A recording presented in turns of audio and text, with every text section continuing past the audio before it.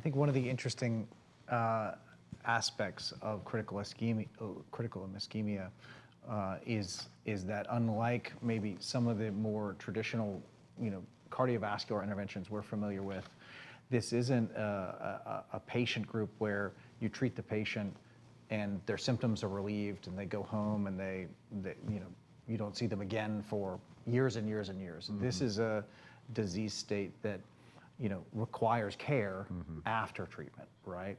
And Dr. Montero-Baker, perhaps you can comment on some of the challenges of that, like continuing access to care, continuing a need for the family and the patient to get their wound healed, because it's not just kind of one and done and you're out. It's quite different than some of the other things the med tech community is familiar with in terms of patient follow-up. Yeah, we have quality of life metrics that are comparable to end-stage cancer patients.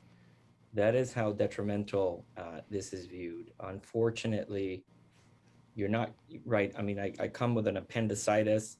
They go in, they snatch it out, you're done, one and done. This is not. I mean, you have a continuous systemic inflammatory disease of your arteries that is going to come back and hunt you every time.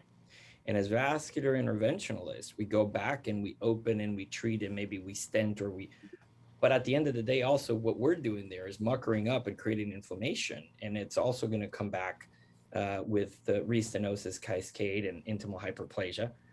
So I really take my time from the get-go to say, let's understand that you're never going to wiggle this away. It's just not. You are already in a stage where we're going to just be family from now on, and I'm going to be taking care of you during this entire episode of your life.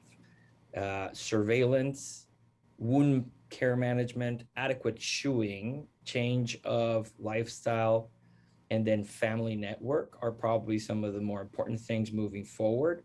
But it takes a toll. I mean, the average patient may be anywhere from 1 to 2 months. And in the more severe patients, like some of the ones that we call the quote, no option CLTI, which I'm sure we'll get to a little bit more in this talk, may take up to 6 months to heal, or maybe even more. Yeah. So imagine having somebody in your family that requires that intense amount of care, back and forth from the hospital, back and forth from the wound clinic, readmissions, maybe podiatric reinterventions, vascular reinterventions. So the toll on the system and the emotional component is just magnanimous. I mean, these you see these patients, how they're muscle wasting in months. I mean, they go from being kind of pudgy and kind of healthy looking to all of a sudden sometimes even cadaveric in this whole process. And it really has to do with how much effect there is over their lifestyle and their network.